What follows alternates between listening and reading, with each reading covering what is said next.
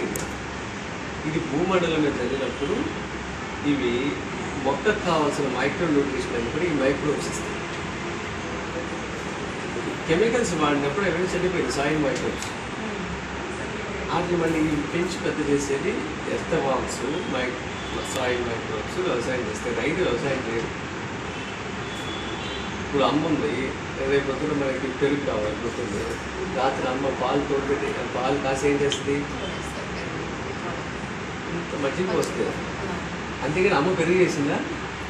చేయలేదు కదా. మరి ఎవరు చేస్తారో పెరుగు?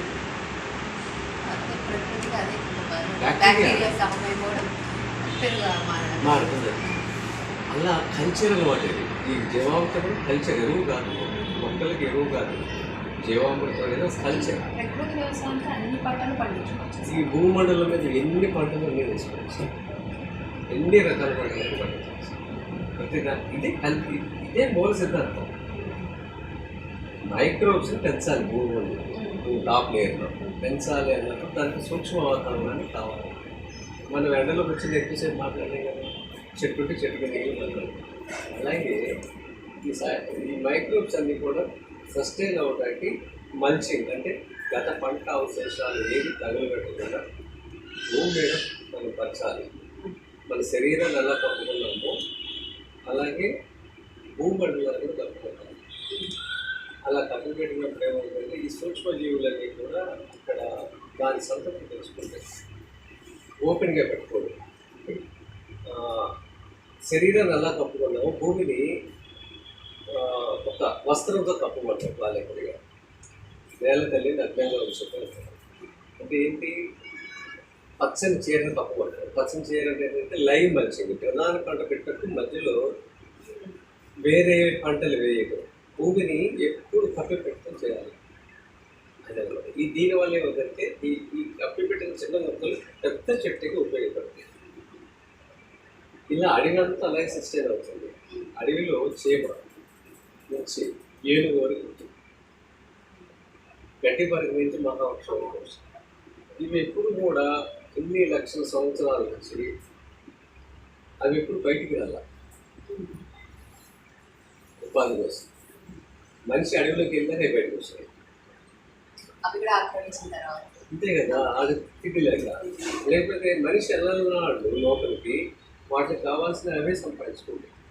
ఒక పక్షి ద్వారా ఒక పక్షి, ఒక జంతువు ద్వారా ఒక జంతువు, ఒక మొక్క ద్వారా ఒక చెట్టుకి ఎన్ని జరుగుతాయి. రాలిన ఆకుల కింద తేమ అనేది ఉంటుంది. 6 cubic feet మనకి రాలిన ఆకులు 1 cubic feet రాలిన ఆకులు అంటే దాంట్లో 6 లీటర్స్ వాటర్ ఉంటుంది. అదే భూమిని బతికేసేది, మొక్కను బతికేసేది. ఈ ప్రపంచంలో ఏ మొక్క నీళ్ళు కాదు, మనం తాగినట్టు నీళ్ళు కాదు, తేమ కావాలి మొక్కలకి. తేమ అంటారు, చెమ్మ అంటారు, పదును అంటారు. అది కాదు, మొక్కలు నేరుగా నీళ్ళు, ఏ మొక్క నీళ్ళు తాగదు. అన్ని నీళ్లు మనం పెట్టి, ఇన్ని ప్రాజెక్టులు కట్టి, ఇంత సిమెంట్ వాడి, ఇంత బయోడైవర్సిటీని పాటు చేసి ప్రాజెక్టులు కట్టించాల్సిన లేదు. ప్రతి పొలంలో ఒక 10% చెరువు ఉంటే అదే కాళేశ్వరం ప్రాజెక్టు, అదే పోలవరం ప్రాజెక్టు.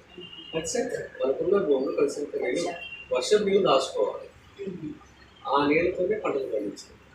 అదే మన సామ్రాజ్యం, అదే మన రాష్ట్రం, అదే ఎవరి పొలం వాళ్ళకి కలగకపోవాలి. అలా 365 రోజులు ఆ నీరుతోనే ఆ పంటలు పండించవచ్చు. అంతేగాని ఇన్ని వేల కోట్లు ఖర్చు పెట్టి నీళ్ళు దాచి ప్రాజెక్టులు ఇచ్చి ఎంత విద్యుత్ లిఫ్ట్ ఇరిగేషన్ చేసి చేయడంతా కూడా అవసరం లేదు. ఎందుకంటే నీళ్ళు మొక్కలు ఏం తేమ కావాలి. అలా కావాలంటే మరి అడవికి ఎన్ని ప్రాజెక్టులు కట్టాలి? అడవి ఎప్పుడు పచ్చగా ఉంటుంది. అడవిలో అనేక రకాల మొక్కలు ఉంటాయి, లతలు ఉంటాయి, దుంపలు ఉంటాయి, ఔషధ మొక్కలు ఉంటాయి. మరి అక్కడ ఎవరు నీళ్ళు వస్తున్నారు? అక్కడ ప్రాజెక్టులు అయ్యి మీ పనులు కూడా సహజంగా చేయాలి. మరి మీ పనులు కూడా సహజంగా చేయాలి. అసహజంగా ఎందుకు చేస్తారు? అడవిలో లేని వస్తే మీ పొలంలో ఎందుకుంది? అడవిలో ఎరువులు లేవు, అడవిలో కలుపుకోవడం లేదు, అడవిలో ట్రాక్టర్ లేదు కదా, అడవిలో డ్రిప్ ఇరిగేషన్ లేదు, అడవిలో అగ్రికల్చర్ యూనివర్సిటీ లేదు. ఈ పొలంలో ఏమి ఎందుకు వచ్చినాయి? ఇలా మనం ప్రతి గ్రామం నుంచి 16 లక్షల నుంచి 20 లక్షలు విదేశాలకు వెళ్ళిపోతున్నాం ప్రతి సంవత్సరం. యూరియా, డిఏపి, కలుపు మందులు, పురుగు మందులు, ఇంకా ట్రాక్టర్లు, స్పేర్ పార్ట్లు ఇవన్నీ విదేశాలకు వెళ్ళిపోతున్నాయి. విదేశాలు ఇలా మన డబ్బుని ప్రతి గ్రామం నుంచి 20 లక్షల రూపాయలు అంటే 6 లక్షల గ్రామాలు ఉన్నాయి భారతదేశంలో. 6 లక్షలు ఇంటూ 20 లక్షల రూపాయలు ఎన్ని వేల కోట్లు లెక్క కట్టింది. ఇట్లా ప్రతి సంవత్సరం ఉంటుంది. తద్వారా రైతులు పండించిన ఆహారం గిట్టుబాటు ధర లేక, తర్వాత పెట్టుబడి ఎక్కువయ్యి భూమి నిర్జీవంగా మారి మద్దతు ధర లేక రైతు ఆత్మహత్య చేసుకుంటారు. గడిచిన 15 ఏళ్ళు 3 లక్షల రూపాయలు నడుచుకుంటారు. ఇది సమస్య భారతదేశానికి. ఇంకా ఈ ఎరువులు వాడి పండించిన ఆహారం తిని సమాజం అంతా రోగస్తారు. ఎవరికి రెసిస్టెన్స్ కావలేదు. వయసుకి మించి బరువు ఉన్నారు. తర్వాత 60% రక్తహీనత మహిళలు, పిల్లలు ఉన్నారు. ఇవన్నీ తినే ఫుడ్లో న్యూట్రిషన్ వాల్యూస్ అందులో బిల్డ్ అవుతుంది కదా సార్, అంత రైస్ కానీ అది ఎరువు అనేది అక్కర్లేదు. ఇప్పుడు ఎరువుని అమ్మాలని చెప్పి మన దగ్గరికి వచ్చారు కంపెనీలు. గ్రీన్ రెవల్యూషన్ స్వామినాథన్ చేసిన పని ఘోరంగా ఉంటుంది. స్వామినాథన్ అలాగే వైట్ రెవల్యూషన్ వచ్చేసి కురియన్, వీళ్ళందరూ ఏంటంటే మనకి శ్వేత విప్లవం అని అలాగే హరిత విప్లవం అని తీసుకొచ్చారు. ఇవన్నీ కూడా ఇవన్నీ కూడా భూమిని, మన కల్చర్ని, అగ్రికల్చర్ని అన్ని పాడు చేశారు. దీంట్లో హైబ్రిడ్ విత్తనాలు తీసుకొచ్చి రసాయనాలతో పండించడం అనేది స్వతంత్రం వచ్చిన తర్వాత మనకి ఆహార భద్రత అనే ఒక భయాన్ని తీసుకొచ్చారు. ఆ మాట మాట్లాడినప్పుడు మన దేశం పరిపాలిస్తున్న అప్పటి ప్రధానులు ఎవరైతే ఉన్నారో వాళ్ళకి గ్రామీణ వ్యవస్థ గురించి తెలియదు. ఆహార భద్రత అనే ఒక ఊచిని చూపించి ఎరువులు వేసి మీరు పండిస్తే అధిక దిగుబడి వస్తుంది అన్నారు. అప్పుడు ఆ రోజుల్లో మన పెద్దలు కూడా ఎవరు కూడా వెంటనే ఆశపడి ఎరువులు కొనలేదు. ఎరువులు కొనకపోయేసరికి ఎలా వీళ్ళ పట్టుకోవాలని మళ్ళీ విత్తనం రూపంలో వచ్చారు. మళ్ళీ కొన్ని సంవత్సరాలకి ఈ విత్తనం వేస్తే ఎక్కువ దిగుబడి వస్తుంది అన్నారు. అధిక దిగుబడి అనే మాట వాడింది అక్కడే ఫస్ట్. హైబ్రిడ్ అంటే అధిక దిగుబడి. అధిక దిగుబడి అనగానే మనిషి సహజంగానే ఆశించదు. అధిక దిగుబడి వచ్చినప్పుడు మరి అధిక డబ్బులు రావాలి కదా. దిగుబడి వస్తే అధిక డబ్బులు వచ్చినట్టే కదా రైతుకి. మరి భారతదేశంలో గత 60 ఏళ్ళ నుంచి అధిక దిగుబడి చేసిన అధిక ధనవంతులైన రైతులు ఒక 4 పేర్లు చెప్పండి. లేరు కదా. మరి ఇది అబద్ధం కదా, మోసం కదా, దగా కదా, కుట్ర కదా. మరి అధిక దిగుబడి 60 ఏళ్ళ నుంచి చేసినప్పుడు అధిక ధనవంతులు ఈ భారతదేశంలో రిలయన్స్ వాళ్ళు ఉండకూడదు, వీళ్ళే ఉండాలి. రైతులే అధిక ధనవంతులు. మరి అలాంటిది ధనవంతుడు కాదు కదా, అధిక మరణాలైంది భారతదేశంలో. మరి అతను ధనవంతుడు కాకపోయినా సామాన్యుడు అయినా సరే చచ్చిపోయేవాడు కాదు. అంటే ఊపిరిలోకి వెళ్ళిపోయి, అప్పుల ఊపిరిలోకి వెళ్ళిపోయి గౌరవాన్ని నలుగురిలో చెడిపోతుందని చెప్పి భార్యకి తెలియకుండా ఆత్మాభిమాన్ని చంపుకొని చెయ్యి రాకుండా ప్రాణాలు వదిలి పెట్టేశారు రైతులు. గడిచిన 15 సంవత్సరాలు 3 లక్షల మంది భారతీయులు చనిపోయారు. మరి నిజంగా హైబ్రిడ్ వల్ల మంచి జరిగి ఉంటాయి, ఎరువుల వల్ల మంచి జరిగి ఉంటాయి. వీళ్ళందరూ ఎందుకు చనిపోయారు? వీళ్ళందరూ ఎందుకు వలసలు వచ్చారు? వీళ్ళందరూ వ్యవసాయాన్ని వదిలేసి నగరాల్లో లిఫ్ట్, ఆటో డ్రైవర్లు, వాచ్మెన్ డ్యూటీలు ఎందుకు చేస్తున్నారు కదా. ఇవన్నీ హరిత విప్లవం వల్ల జరిగిన నష్టం. దీన్ని రూపుమాపడానికి పాలేకర్ గారు గో ఆధారిత వ్యవసాయం, సుభాష్ పాలేకర్ గారు ప్రకృతి వ్యవసాయం, అనేది గత 14 సంవత్సరాల నుంచి ఇది బాధ్యతగా మన 2 రాష్ట్రాల్లో నా వంతు ఈ కార్యక్రమాలు చేస్తాం. జిల్లాలో శిక్షణా శిబిరాలు నిర్వహిస్తున్నారు. ఇది చాలా పెద్ద సబ్జెక్టు. ఇది ఒక జీవన కళ. ఎవరి మీద ఆధారపడకుండా గ్రామం డబ్బులు గ్రామంలోనే, పట్టణాల డబ్బులు గ్రామానికి, విదేశీ డబ్బు స్వదేశానికి. ఇది నినాదం. గ్రామం డబ్బులు గ్రామంలోనే ఉండాలి. యూరియా, డిఏపి, పురుగు మందులు, కలుపుకొందులు, నకిలీ విత్తనాలు ఇవన్నీ కొనడానికి ఆ డబ్బులన్నీ పట్టణానికి వస్తున్నాయి. పట్టణం నుంచి నగరానికి వస్తాయి. నగరం నుంచి విదేశాలకు వస్తాయి. ఇది నిరంతరం ప్రతి సంవత్సరం జరుగుతుంది. ఒకవైపు ఏమో ఆవులు అంతరించిపోతుంది, ఒకవైపు ఏమో ఆటిజం అని, షుగర్లు అని, క్యాన్సర్ అని అనేక రోగాలు, అనేక రకాల హాస్పిటల్స్ వచ్చేసినాయి. దీనన్నింటినీ కూడా మనం తింటున్నా, మనం చేస్తున్న ఈ రసాయనాలు, హైబ్రిడ్ అనేది వాస్తవం. దీన్ని మేము మా వంతుగా ఒక గ్రామంలో, నాగసముద్రం గ్రామం, దారుడు మండలం, వికారాబాద్ జిల్లా, తెలంగాణలో గర్భిణీ స్త్రీలకు ఒక 20 మందికి కులాకార్ అనే ఒక బియ్యము, ప్రకృతి వ్యవసాయంలో పండించిన బెల్లము, కొబ్బరిలు, తౌడు, దేశవాళీ ఆవులే ఒక 7-8 నెలల నుంచి ఒక 20 మంది మహిళలకు ఉండడం జరుగుతుంది. వీళ్ళందరూ పిల్లలు ఇంకొక 2-3 నెలల్లో పుడతారు. ఇప్పటికి ఒక 4 పుట్టారు. ఒక సంవత్సరం తర్వాత ఆ గ్రామానికి తీసుకువెళ్తారు. ఈ పిల్లలందరినీ మీరు చూస్తారు. 100 మంది ఊర్లో పిల్లలందరినీ తీసుకొచ్చి ఆడల్లో 20 మంది ఎవరు అనేది మీరే గుర్తుపట్టగలుగుతారు. ఎందుకంటే వీళ్ళు ఒక ప్రత్యేకంగా ఉంటారు. వీళ్ళ రూపం కానీ, వీళ్ళ యొక్క తేజస్సు కానీ, వీళ్ళ యొక్క పనులు కానీ, వీళ్ళు ఆలకించే విధానం కానీ, చెప్పిన మాట చెప్తున్నప్పుడు ఆ పని చేయడం కానీ, వీళ్ళలో ప్రత్యేకమైన శైలిని మీరు గుర్తుపడతారు. అలా ఒక కార్యక్రమం ఒక 5 సంవత్సరాల పాటు ఒకే ఊళ్ళో చేసి ఆ ఫలితాలు వచ్చినాక వాళ్ళు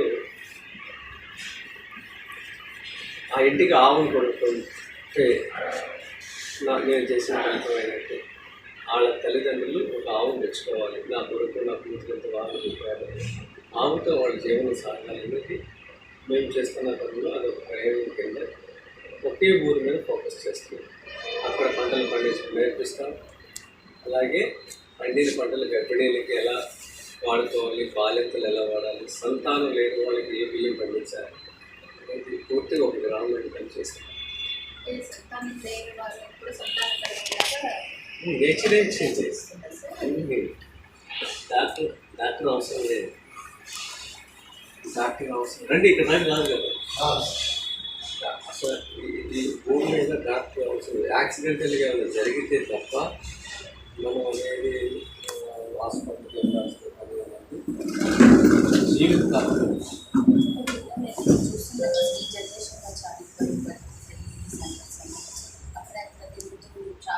లక్షలు ఖర్చు పెట్టుకుంటారు. అలాంటి వాళ్ళకి కూడా ఇలాంటి చెప్పినట్టు ధాన్యం రైస్ తినడం వల్ల ఉపయోగం అంటే ప్రయోజనం కలుగుతుంది సార్ కదా. అదే ఇప్పుడు తాత ఉన్నాడు ఈ భూమి మీద, మనకలు వచ్చాడు తాతకి పెట్టి ప్రాబ్లం లేదు. తాతకు ఉందని చెప్పాడు. తాతకి మనకి ఉండేవాడు, నాన్నకుంటే మనకి ఉండేవాడు. అంటే ఇది 60 ఏళ్ళ నుంచి తినే ఆహారం విధానంగా దేశీయ నుంచి ఇప్పుడు హైబ్రిడ్ తీసుకొచ్చి జిఎం తీసుకొచ్చేస్తారు, జన్యు మార్పులు చేసేస్తారు. దీనివల్ల శరీరానికి అందాల్సిన సహజమైన పోషకాలు, ఖనిజాలు, విటమిన్స్ ఏమీ అందడం లేదు. దీనివల్ల మనకి ఆ పిల్లవాళ్ళు ఎదుగుదల అనేది ఉండదు. తర్వాత తినకూడనివి తినిపించడం ఉండదు. ఇప్పుడు ఆక్సిటోసిన్ ఇచ్చేసి పాలు తీయటం, అలాగే అలాగే హార్మోన్స్ ఇంబ్యాలెన్స్ చేసే మందులు వాడుతూ ఉంటాము. టీవీలో చూపించే ప్రచారాలు ప్రామాణికంగా అవి బజార్లో చౌకగా అందుబాటులో రావడం, లేకపోతే ఫోన్ చేసి తీసుకొచ్చుకోవడం వల్ల ఈరోజు తినేస్తనం బాగానే ఉంది అనేది నాలుగుతో చూసుకుంటున్నారు. కానీ కడుపు శరీరం ఏమవుతుంది అనే దాంట్లో ఎవరు ఆలోచించవచ్చు. ఈరోజు నడిస్తే చాలు, కానీ ఈ బాడీ 120 సంవత్సరాలు ఉంటుంది. మన నెల రోజులు 80-100 సంవత్సరాలు రెస్ట్. కానీ మనం 30 ఏళ్ళకి హార్ట్ ప్రాబ్లమ్స్, క్యాన్సర్లు, షుగర్లు, 10 సంవత్సరాల వాళ్ళకి షుగర్లు వచ్చిన కేసులు కూడా మనం చూస్తాం. ఇంకా వాళ్ళ జీవితంలో ఏం చూస్తారు? మనం ఇంత భారతదేశం అనేది మనలాంటి పళ్ళెం, అది కానీ మనం పళ్ళెంలో మనం ఉన్నామని అర్థం కాక బయట వాళ్ళు తెలుసు. మనకి కింద ఉన్నది బంగారం అనేది తిరిగి రావాలి. సూర్యుడు ఉన్నాడు మనకి, ప్రతి రోజు దర్శనం వస్తుంది. వర్షాలు ఉంది, సమశీతోష్ణ స్థితి ఉంది, ఆవు ఉంది, పాలేకర విద్యాలు ఉంది, ఇతర బాండాగా ఉంది. ఈ వెంపర్లాటతనం పరుగులు అనేది ఎవరైతే సమాజంలో ఉన్నారో, పెద్దవాళ్ళు ఉన్నారో, వీళ్ళు పరుగులాకి గ్రామాల్లో వాళ్ళ గ్రామాల్లో వాళ్ళ పూర్వీకులు ఏ గ్రామం నుంచి వచ్చారో, ఏ జిల్లా నుంచి వచ్చారో అక్కడ ఇది మళ్ళీ ఈ ప్రకృతి వ్యవసాయంతో మన భవిష్యత్ తరాలు, మన జీవితాలు ముడిపడి ఉన్నాయి అనేది వాళ్ళ బాధ్యత తీసుకొని ఇది మరో స్వతంత్ర పోరాటం కన్నా పెద్దది. అంటే మనిషి బతుకుతాడా చస్తాడా రాబోయే ప్రజలలో అనే దానికి అంచులోకి వచ్చేసాం. ఇంత రిపేరు చేయటం అనేది ఈ భూమి మీద శ్వాస తీసుకునే ప్రతి వారికి, ఈ భూమి మీద నీళ్లు తాగే ప్రతి వారికి, అందరికీ ఒకటి కాదు బాధ్యత. నేను ఇంజనీర్ని, నేను డాక్టర్ని అంటే కాదు, ప్రతి వాళ్ళు నాట్యం సంబంధించిన మిఠాయిలు పెట్టుకోవాలి, మొబైల్ చూసుకుంటారు, వ్యవసాయం చేసుకుంటున్నారు. వ్యవసాయంలో చెప్పాలి అనే బాధ్యత అందరికీ కాదు. ఒక డాక్టర్ ప్రిస్క్రిప్షన్ కింద 5 మందులు దొరికే చోటు రాస్తారు.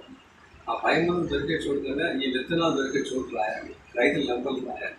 మా జిల్లాలో ఈ రైతులు ఉన్నారు, వాళ్ళ నెంబర్లు ఇవి మీరే తెచ్చుకోండి. అలా ఒక డాక్టర్ ఉన్నాడు. డాక్టర్ దగ్గరికి వెళ్ళండి, వాళ్ళు ఆయన ఇంటర్వ్యూ చేయండి, ఎంబీబీఎస్ ఆయన చేసేదంతా ఆయన హాస్పిటల్లో ఏ మంచం మీద బియ్యము, నువ్వులు, కొరలు ఉంటుంది, ఆ మంచం మీద కూరగాయలు ఉంటుంది, ఇలా ఉంటాయండి. అది హాస్పిటల్ లాగా ఉంటుంది. ఒక కుటీరం అనుకోవచ్చు, లేకపోతే ఒక ఆశ్రమం అనుకోవచ్చు, అదే ఒక కార్పొరేట్ హాస్పిటల్ చిన్న. మరి ఆయనకి ఎందుకు పట్టింది ఈ ఆలోచన? ఇట్లా ప్రతి వాళ్ళు బాధ్యత, శ్వాస బాధ్యత ఏంటి? లేకపోతే బ్యాంక్ బ్యాలెన్స్లు ఎంత పెరిగినా నేచర్ బ్యాలెన్స్ అంటే ఎక్కువ కాలం భరించలేదు మనిషిని. చాలా దూరం జరిగిపోయాం. ఆల్మోస్ట్ నేచర్లో ఉన్నాం అన్న విషయమే ఇంచుమించుగా మర్చిపోయారు. అంటే మీరు పండించే ధాన్యం చాలా రకాలు ఉన్నాయి. లైక్ చదువుకున్న పిల్లలు, లైక్ ప్రాపర్టీస్, ఐఏఎస్ ఆఫీస్, ఒక టైప్ ఆఫ్ ట్యూషన్, పిల్లలకి లేని వాళ్ళకి టైప్ ఆఫ్ ట్యూషన్, అట్లా డిఫరెంట్గా మీరు ధాన్యాన్ని పండిస్తారు. అంటే ఏంటి సార్ వాళ్ళు కదా డైలీ తినే రైస్కి ఈ రైస్కి ఏంటి? బలవర్ధకానికి ఉంది, షుగర్ ఉంటుంది, పార్కిన్స్ అనుకోండి, B12 అనేది చాలా మంది వెజిటేరియన్ వాళ్ళకి దొరుకుతుంటారు. నాన్ వెజ్ ఫిష్లో ఉంటుంది B12. రైస్లో B12. ఇది చెప్పరు ఎవరు, యూనివర్సిటీలో మాట్లాడారు, సైంటిస్టులు మాట్లాడారు. ఎందుకంటే రైతుని కన్జ్యూమర్ చేస్తారు ఫస్ట్. రైతు భారతదేశం గ్రామీణ వ్యవస్థ 80% ఉంది. అక్షరం అనేది జ్ఞానం తక్కువ రైతు, చిన్న చదువులు. వీళ్ళని డిపెండ్ అయ్యేది చేశారు. దీంట్లో రైతుని కన్జ్యూమర్ చేశారు, రైతు ఉత్పత్తున్నారు, కన్జ్యూమర్ కాదు. తయారు చేసి అన్ని కొనిపించడం చేయడం వల్ల దీంట్లో రహస్యాలు ఎట్లా బయటకు వెళ్తాయి. ఇప్పుడు 3-4 రకాల స్వామికి ఇస్తాడు, ఒక్కో దాంట్లో ఒక వాల్యూస్ ఉంటాయి, న్యూట్రిషన్ వాల్యూస్. కానీ ఇది పుస్తకం రాయాలంటే ఒక ప్రైవేట్ ఒక ల్యాబొరేటరీ కావాలి. దాంట్లో ఉండేవన్నీ ఏమేమి రాసి ఒక తయారు చేయొచ్చు. ఒక్కొక్క పేజీ దీని యొక్క క్యారెక్టర్ ఏంటి, దీన్ని ఏమి చూసుకోవడం, టైం డ్యూరేషన్ ఏంటి, దీంట్లో ఏమేమి ఉంది, ఏ విటమిన్స్ ఉన్నాయి, మీకు బియ్యంలో ప్రోటీన్స్ కూడా ఉన్నాయి సమ్ పర్సెంటేజ్. ఇలా దాన్ని రాసి ఒక పుస్తకం తయారు చేసి ఆ వ్యక్తిలో ఉండేది. ఇది ఎవరన్నా ఒక కంపెనీ కూడా ఎవరో పట్టుకోవాలి, పట్టుకుని ఆ పుస్తకాన్ని 365 అంటే ఒక ల్యాబ్ టెస్ట్లో ఒకటి చేయాలని 30,000 అంటే 365 రకాలు, అంటే సంవత్సరానికి 365 రోజులు. ఇవన్నీ కూడా ఒకే గ్రామంలో జరగాలి. 365 విత్తనాలు ఒక గ్రామంలో కట్టివేసుకోవాలి. ఒక్కో రైతు ఒకటి చేస్తే చాలు. బియ్యం ఉంటాయి 1400 ఉంటాయి. ఇప్పుడు ఒక్కొక్కరు 6 లక్షలు. ఇప్పుడు వీళ్ళు ఏంటంటే 365లో ఒక్కొక్క రైతు ఆయన ఒకటి ఈయన ఒకటి మీరు పండించామనుకోండి, నా బియ్యం ఆయనకి ఇస్తా, ఆయన బియ్యం నాకు ఇస్తారు ఒకరోజు. అలా 365 మంది అది ఇచ్చిపుచ్చుకోవడం బాటర్ సిస్టమ్ ఉంటే దీనివల్ల ఏంటంటే ఒక్కొక్క న్యూట్రిషన్ వాల్యూ బాడీకి అందినప్పుడు హాస్పిటల్ అవసరం రాదు. అసలు దేవుడు ఎందుకు ఇచ్చాడు అనే దాన్ని కూడా ఆలోచన చేయలేదు కదా. ఇన్ని క్యారెక్టర్స్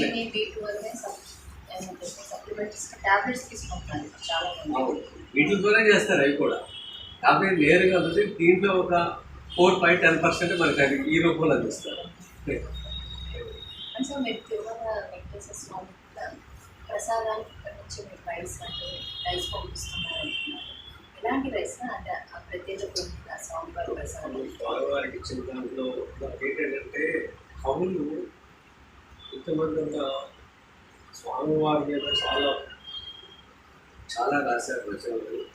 అంటే వ్యవసాయంలో ఉన్న పాతకాల విత్తనాల మీద ఏ కవి రాయాలి, విత్తనంలో ఏమి రహస్యం ఉందో అనేది ఎవరు రాయాలి. ఆ రోజుల్లో ఇలా జరుగుతుందని ఊహించలేదు కదా.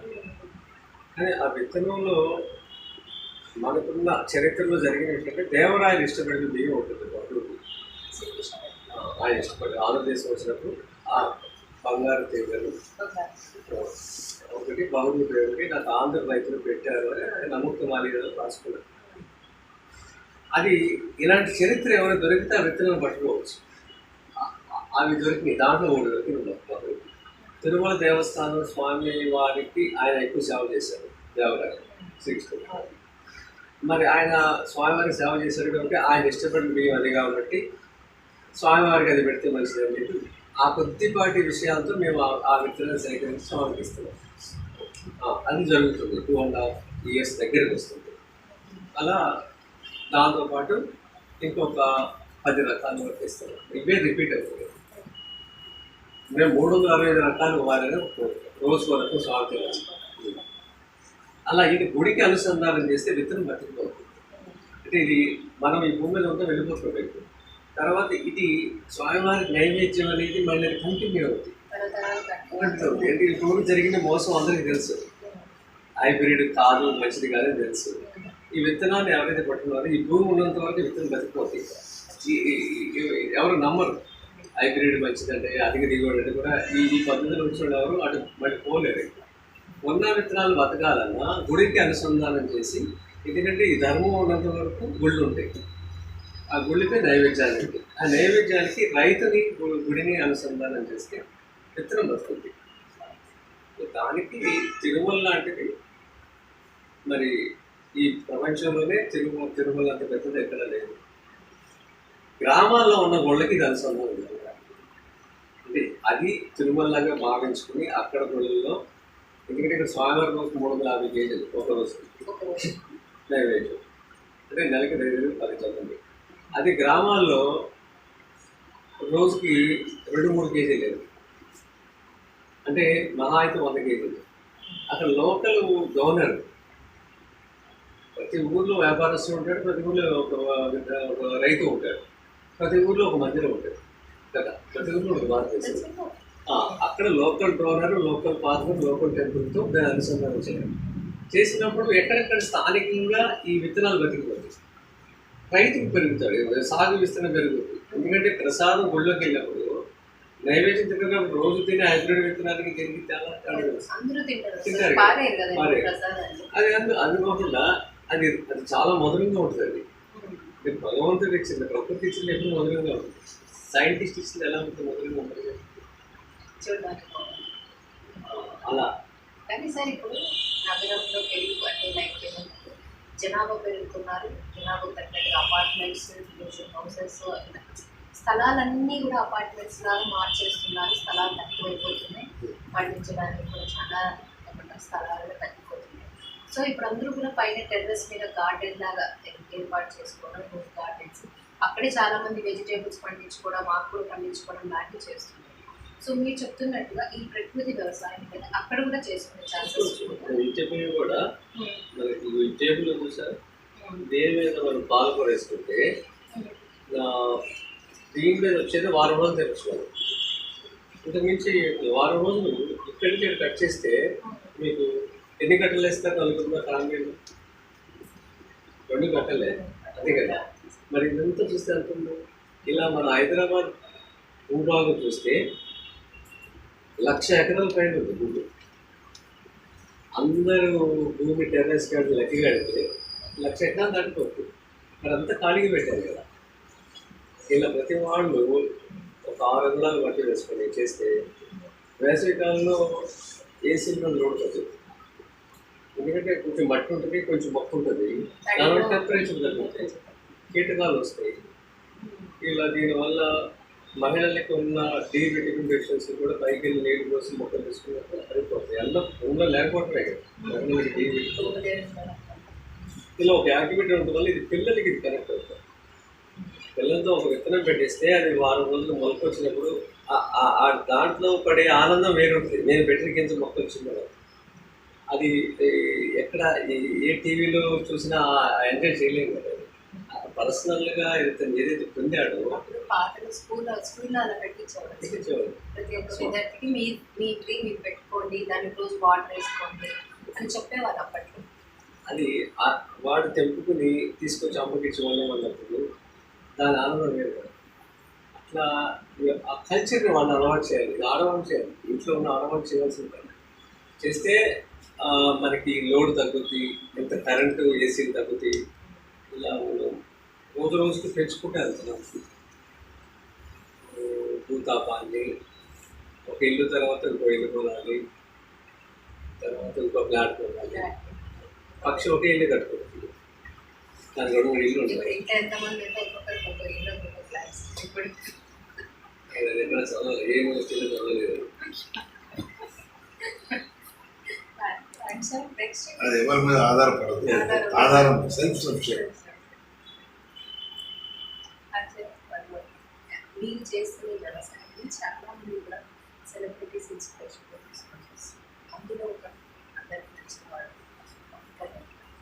సో ఆయనకు ఈ వ్యవసాయం మీద ఎందుకు అంటే ఆ ఇంట్రెస్ట్ అనేది ఎలా క్రియేట్ అయ్యి మీరు ఎలాంటి సూచనలు ఇచ్చేవారు? అతనికి స్వతహాగా ఈ నేచర్ అంటే కొంచెం ఆలోచన ఉండాలి అంటే ఆయన దాన్ని అర్థం చేసుకున్నాడు కాబట్టి ఇది త్వరగా అర్థమైంది. అంటే తత్వం అనేది ఫస్ట్ ప్రకృతి వ్యవసాయం అనేది తత్వం ఉంటాయి. ఆ యథార్థమైన స్థితిని అర్థం చేసుకున్నప్పుడు మనం ఏంటి మన పరిస్థితి రేపు ఏం జరుగుతుంది అనేది కొంచెం విజన్ ఉంటే ఎవరైనా తింటారు రేపటి. ఇంకోటి వాళ్ళ తప్పు కూడా కాదండి, మిగతా వాళ్ళు ఎందుకు దిగారు చూడండి. ఇది కొంచెం చూస్తేనే కదా తెలిసేది. అది తెలియనప్పుడే జరుగుతుంది కదా. ఈ ప్రకృతి వ్యవసాయంలో భోజనం జరిగినప్పుడు ఇప్పుడు వరకు ఏం కోల్పోయామంటే కలర్ నీళ్ళు పెట్టుకునే వాళ్ళు కూడా నాళ్ళు ఎందుకు ఇలా ఉండిపోయాను అసలు. ఇది శరీరం ఎప్పుడు సౌకర్యంగా ఉంటుంది, అసౌకర్యం ఉండదు. ఆ సౌకర్యంగా ఉన్నప్పుడు మనసు ఉన్నప్పుడు ఇంకో కొత్త పని ఏం చేద్దామన్న ఆలోచన ఉంటుంది, అంతే కదా. అది తినే భోజనం వాళ్ళకి అందుబాటులో లేకపోతుంది. కొంతమందికి ఏమీ తెలియకుండానే పూర్వజనం అనుకోండి, లేకపోతే వాళ్ళ యొక్క ఆలోచన అనుకోండి, కొంతమందికి ఇట్టే పట్టేస్తారు. అలా పట్టిన వాళ్ళు ఆయన ఒకడు. మరి వేరే వాళ్ళకి చెప్పినా అర్థం కాలేదు. మరి ఏదైనా దేశానికైతే చాలా నష్టం జరిగిపోయిందండి. ఎక్కువ కాలం భరించలేకపోయింది. ఒకవైపు నీళ్లు తోడేస్తున్నారు భూగర్భంలో, గ్రామాల్లో రైతులు. ఇంకోవైపు నగరీకరణలో కాంక్రీట్ వేయడం వల్ల వర్షం నీళ్ళు ఉండట్ల. హైదరాబాద్లో నగరాల్లో వర్షం కురిస్తే 92% వర్షం పెట్టి 8% నీళ్ళు భూమి. ఆ 8% కూడా మానవ ప్రయత్నం లేదు. ఇది బాగా అగ్రికల్చర్ యూనివర్సిటీలు, పెద్ద పెద్ద మైదానాలు, ఖాళీ ప్రాంతాలు ఎక్కడైతే ఉన్నాయో అక్కడ భూమిలో నీళ్ళు ఇంటిని మనకు వస్తున్నాయి. అది కూడా 8%, 92% ఎక్కువ. మన పిల్లోడికి 92%లో పరీక్ష పెడితే 8% వచ్చింది కదా, మనం ఎలా ఫీల్ అయిపోతాం? ఇంత కష్టపడి చదివించి 8 మార్కులు వచ్చినాయి అంటే ఒప్పుకోం కదా. మరి మనం ఎంత బాధపడతాం, మరి భూమి ఎంత బాధపడుతుంది? 8% మార్కులు ఇస్తున్నారంటే మనం అందరినీ భరిస్తాం కదా.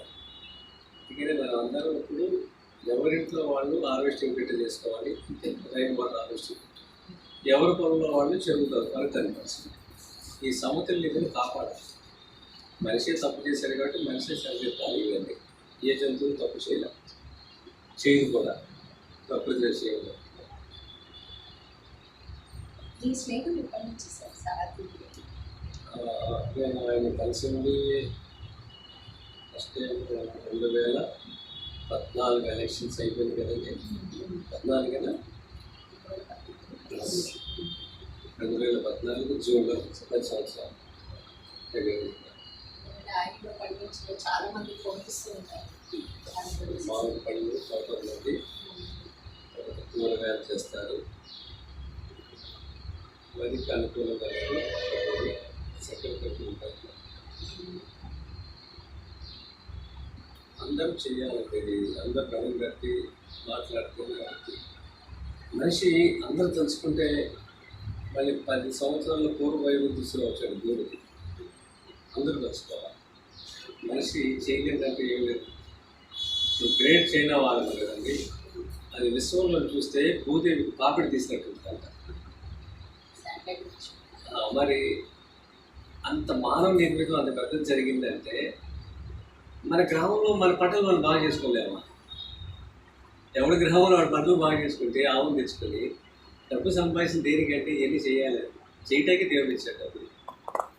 ఎరగేసుకుంటారంట గ్రామాల్లో ఈ పీడితులు, ఈ దారుణానికి గురైన వాళ్ళు, మోసానికి గురైన వాళ్ళు, విష రసాయనాలతో వాళ్ళకి ఈ జ్ఞానాన్ని అందించడం అనేది స్వాములు చేయాలి. ఫస్ట్ పీఠాధిపతులు చేయాలి. ధర్మం కోసం ఎప్పుడైతే ధర్మం నిలబడాలంటే ముందు గ్రామంలో వాడు పురుగుల మంది తాగి చావకుండా వాడికి నిలబెట్టాలంటే స్వాములే చేయాలి పని.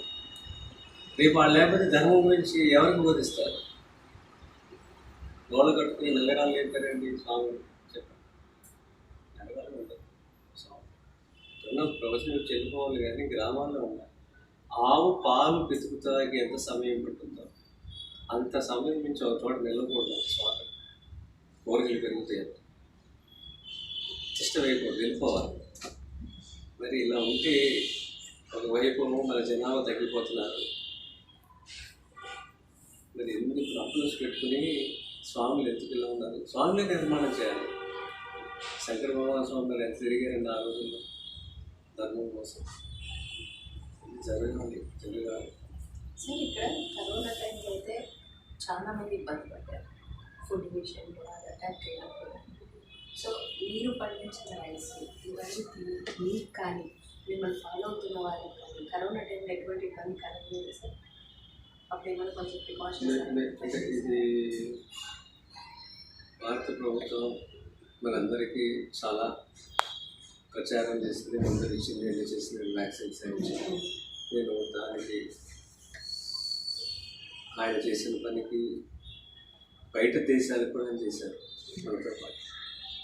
దాన్ని గౌరవిస్తూనే నేను మాస్క్ లేకుండానే కరోనా పేషెంట్కి సేవ చేశాను. ఇది ఈ భోజనం, ఈ పంటలు, ఈ కన్షర్తో దీన్ని రుజువు చేయడానికి నేను చేశాను. నాకేం కావాలి అంటే రోగ నిరోధక శక్తి ఉన్నప్పుడు ఏం కావాలి. మనం తినేది నేచర్తో కనెక్ట్ అయి ఉన్నప్పుడు రావు. సో ఆ ప్రభుత్వాన్ని వ్యతిరేకించడం కాదు, దాన్ని కాదు, నేను ప్రూవ్ చేసుకుంటాకి నేను చేశాను. వితౌట్ మాస్క్ నేను సర్వీస్ చేశాను. మీ భారతదేశంలో దీని మీద ఎవరు సర్వే చేయలేదు, కానీ ఆవులు ఉన్న వాళ్ళ ఎవరు చనిపోలేదు. దీంతవరకు ఎక్కడ ఎంక్వైరీ జరిగింది, సర్వే జరిగింది. భారతదేశంలో ఎవరింట్లో ఆవులు ఉన్నాయో వాళ్ళ ఇంట్లో వాళ్ళు ఎవరు చావులు దేశం మొత్తం మీద. ఆవింట్లో ఉన్న వాళ్ళు ఎవరు చనిపోలేదు. వాళ్ళకి ఎటువంటి ప్రాబ్లం ఆవుతో ముడిపడి ఉన్న ఇంట్లో. సో వ్యాక్సిన్ కూడా అవసరం లేదు. అంటే రోగ నిరోధక శక్తి తగ్గటమే కదండి ఏదైనా. అప్పుడు ఏమి